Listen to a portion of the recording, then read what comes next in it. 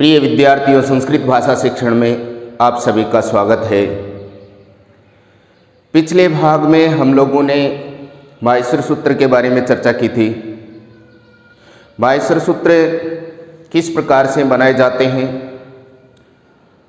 उसको आप अच्छी तरह समझ चुके हैं और माहेश्वर सूत्र का आप लोगों ने अच्छी तरह अभ्यास कर लिया होगा। अब माहेश्वर सूत्र का जो उपयोग है वो व्याकरण में कैसे किया जाता है, तो महर्षि पाणिनि ने जो माहेश्वर सूत्र के आधार पर व्याकरण की रचना की थी, उसी में से आप लोगों ने संधि में जैसे पढ़ा होगा इको यणचि, अक है स्वर्ण दीर्घ है, तो ये कैसे बनते हैं इस पर हम चर्चा करेंगे। और इसके साथ ही जो प्रत्याहार बनाए जाते हैं, जिसको मैंने संक्षेप में पिछले वीडियो में भी बताया था, महर्षि पाणिनि ने 42 प्रत्याहारों को काम में लिया है। तो सबसे पहले मैं आपको बताऊंगा कि ये जो प्रत्याहार हैं वो कैसे संधि कार्य में काम में आते हैं, उसको हम लोग संक्षेप में थोड़ा सा समझेंगे। बाकी जब संधि प्रकरण समझाया जाएगा उस समय भी आप लोगों को अच्छी तरह बताया जाएगा।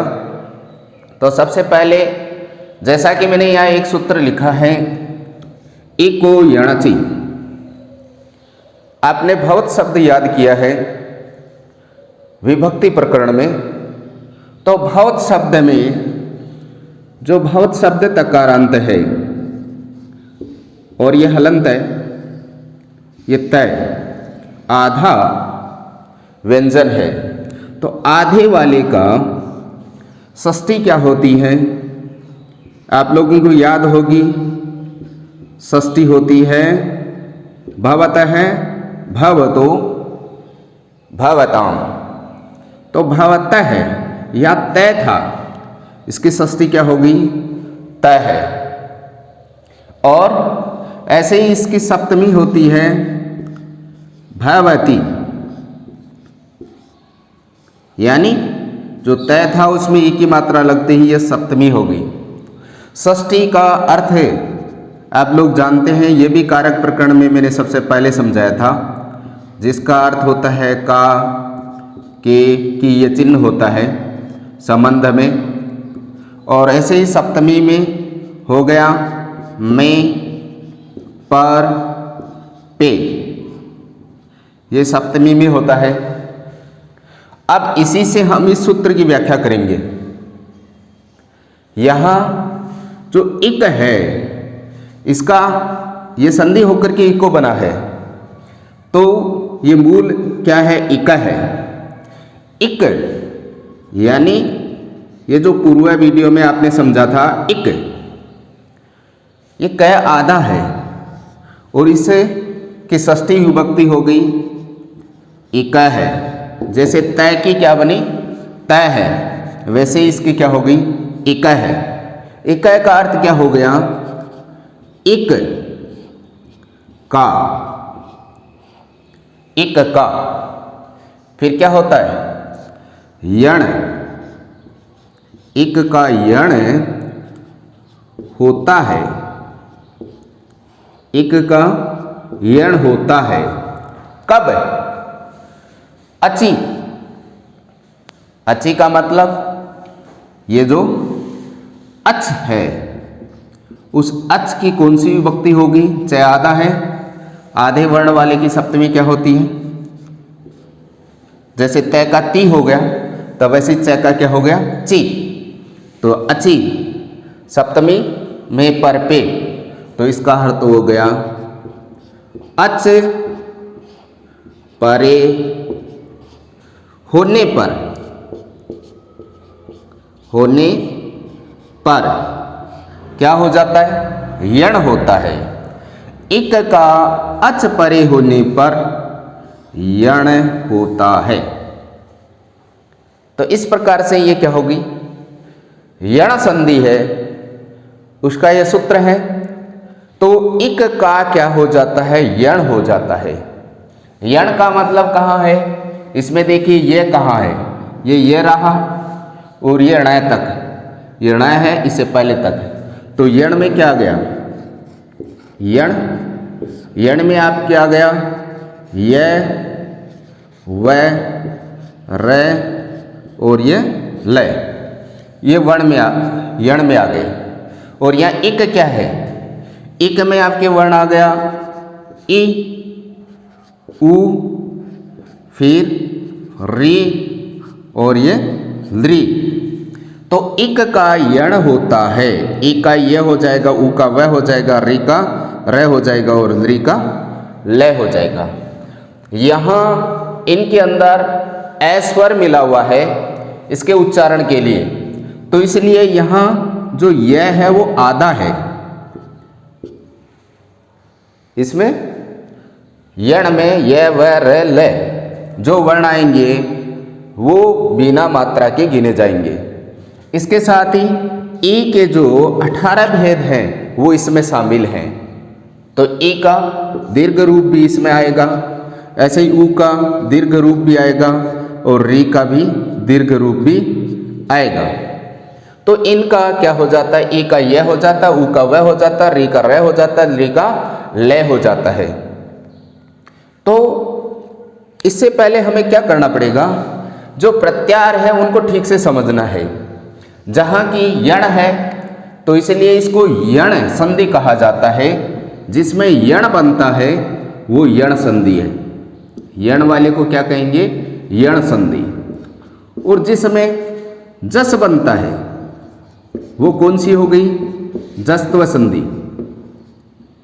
जस्त्व। अब जस क्या है? आप देखिए जय कहाँ है? ये जय हो गया और ये स हो गया, तो इसमें क्या आ गया? जय ब ग ड द, जय बगड़ द। तो जिसमें जय ब ग ड द बनता है वो कौन सी संधि होगी? वो जस संधि हो गई, जस्त्व संधि हो गई। तो अब हम मूल विषय पर चर्चा करते हैं कि इसके प्रत्याहार कौन कौन से बनते हैं। अगर आप लोगों ने माहेश्वर सूत्र अच्छी तरह तैयार कर लिया तो उसके बाद में प्रत्याहार बनाना बहुत ही आसान कार्य है। तो प्रत्याहार में हमें पहला वर्ण से जो प्रारंभ होकर के जो अंतिम वर्ण है वहाँ तक के जितने भी अक्षर आते हैं उनको उसमें शामिल किए जाते हैं। किंतु ध्यान रहे जो हलंत वाले अक्षर हैं ये केवल सूत्र बनाने के कार्य में ही आते हैं, इनको उन वर्णों में शामिल नहीं किया जाता है। जैसे पिछले भाग में आपने अण बनाया था तो अण में ए ई उ और ये अण नहीं आएगा, तीनों वर्ण आएंगे और इसके साथ ही इसके जितने भी भेद हैं वो भी इसमें शामिल होंगे। जैसे ए के 18 भेद हैं वो भी इसमें शामिल होंगे, ई के ऊ के, यानी इनके जितने भेद हैं वो भी इसमें शामिल होंगे। अब किस स्थिति में शामिल नहीं होंगे उसके लिए क्या होता है? जैसे ए है और इसके साथ हम अत तय जोड़ देते हैं तो यहाँ अत कहने का मतलब क्या होगा?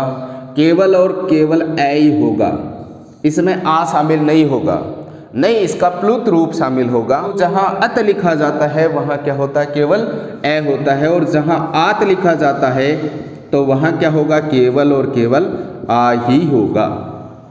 तो इस प्रकार से यदि ए कहीं भी आता है तो वहाँ केवल वहाँ उसके 18 भेद होंगे, ह्रस्व दीर्घ प्लुत, अनुनासिक, अननुनासिक और इसके साथ ही एक दूसरा और होता है उदात्त, अनुदात्त, स्वरित। जैसे आप लोग हारमोनियम में देखते हैं 3 प्रकार के सुर होते हैं, तो उसी प्रकार से उदात्त, अनुदात्त, स्वरित होते हैं। इसके बाद में ये जो जैसे ये ऐसे लेकर के चय तक हो गया तो ये तो आपके आ गए स्वर, और उसके बाद में कौन से होते हैं? व्यंजन शुरू होते हैं।